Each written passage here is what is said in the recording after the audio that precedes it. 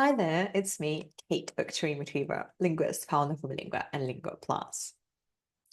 And today I'd like to talk about emotions. I love this topic, Recently I watched a TED video about loving in a second language. It was saying that it's harder to love in a second language. And I agree and disagree. Probably will disagree. But first, let's have a look at this. When you swear, express anger, apologize, or say I love you in your second or third language, how do you feel? Have you noticed feeling, let's say, uh, more detached from your feelings, or perhaps felt like shallow? How is it for you typically? Or maybe, depending on context. The thing is, we know from studies that emotions are processed by the brain differently depending on the language, whether it's native, non-native, more fluent, less fluent language, kind of like our emotional connection with the language. And the same studies often say that people feel less emotional intensity in non-native languages. However, again, it depends. It depends heavily on the context, the person, how many languages, fluency, and so on and so forth. Um, it can be called like foreign language effect here, when you speak in foreign language and you feel more of this like emotional detachment, emotional distance. And they say that if you're speaking, say, in a foreign language about your emotions, like in therapy, so you can create this distance, and it may be easier for you, to talk about certain hurtful events. I I understand, like I agree, but I still feel that we can bridge this gap.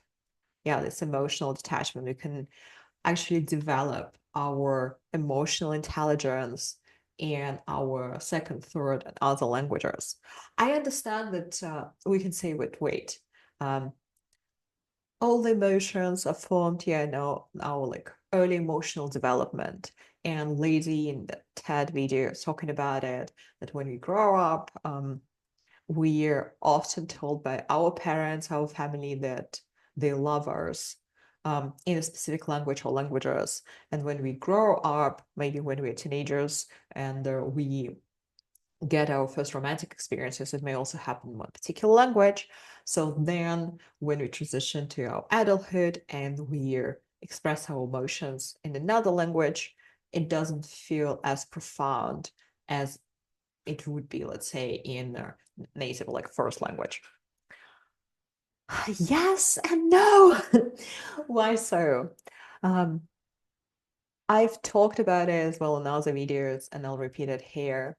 If you start creating certain emotional, socio-emotional context, you start living your life in the language, everyday life, and you purposely, like with an intent, a clear intent, start connecting your emotions to a foreign language. You start observing people, natives, how they express their emotions with their gestures, their mimics, certain sounds, intonation, rhythm, and you start incorporating it as well into your world, right, into your style. And then you start observing yourself and trying to analyze your emotions, how they manifested, let's say, in your sensations, and what words come up, whether it's in your say first language or second one. So what's happening there? And then you actually live through real life experiences where you can express those emotions and feel how it is for you. And then you can really deepen that connection. And these real life situations could be in your like dating life. Maybe you are currently dating someone who is from another language, another culture, or maybe you're married, so you won't be going dating around in other languages. So what you can do, you can actually cultivate friendships in other languages where you will have safe space to express your emotions in your second, third language, and again create those experiences, your internal experiences.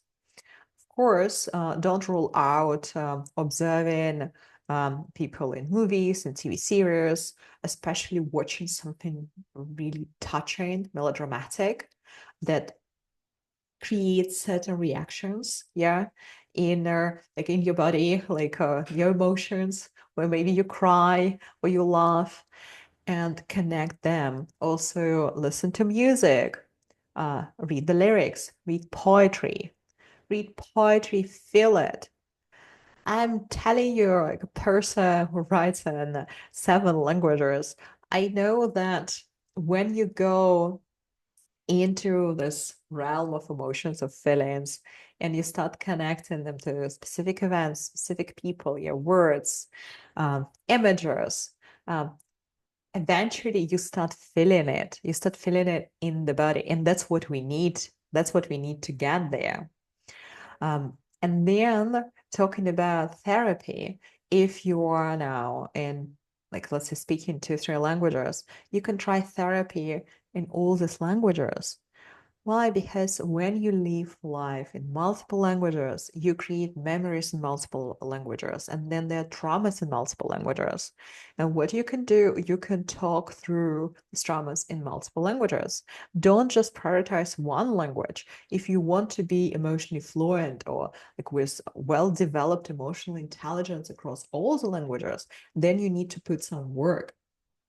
Of course, you may notice that some people who don't want to deepen their emotions here in their specific language um, learn how, say, to use it as a tool. Yeah, knowing that they don't feel really deep, let's say in German, they would switch to German to run negotiations because then if, let's say, they feel scared, threatened, they won't feel it that strongly because, yeah, there will be this emotional detachment. It's also strategy, but I believe it's like living a half life. If you want to live your life fully across your multiple languages, then you need to embrace it. Then you need to really jump into the cold water and figure out how to perceive and express your emotions, how to connect with them as languages.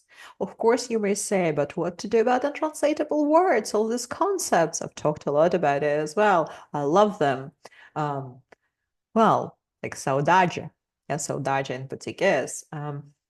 You know, when you stumble upon a new emotion, a new concept about a group of emotions that's unfamiliar to your culture, what you really need to do is to explore it, find it. I'm sure it is inside you. It was just unnoticed, or you probably just didn't have a word for theirs, and that's why you were not noticing it. Just it's about opening your mind, the horizon, and trying to feel it. And then seeing whether it fits, because maybe it doesn't. And that's also all right. And of course, if you want to work more on your emotional expression, especially when it's a conflict, right? And you tend to switch to your like more fluent language, or maybe again like something positive, you need to work on your emotional vocabulary. First, of course, it's about emotional intelligence, learning to feel those emotions, learning to name them, and then go into that language and have a look at all the descriptions of emotions, all the tones, all the shades. This will help you immensely when you are in a heated argument, when precarious situation, where you need to find the right words to express yourself, to say what's going on with you. I think that's the beauty of it. It's quite complex. Like emotional intelligence is quite complex. And when, of course, it's spread across multiple languages, it feels like we find ourselves in this multidimensional world of our emotions and feelings. And if we can't understand each other in one language, how can we, like, across languages and cultures? Uh, but it's doable, it's possible. I've been doing it for multiple years, and I know a lot of people who've been struggling as well, but doing it. It's not an easy task, but it's a nice challenge. And I believe the more we pay attention to this, to emotions across languages, to cross-cultural psychology, better informed we become, the more aware we become, and better connected we become. And what could be, you know, more blissful in a way than a better connected world across languages and cultures. Well, that's it for today. Please share your stories and comments, share your questions. If you like this video, like, subscribe, suggest ideas for videos. We'll have a look at them. We'll get back to you and wait for the videos.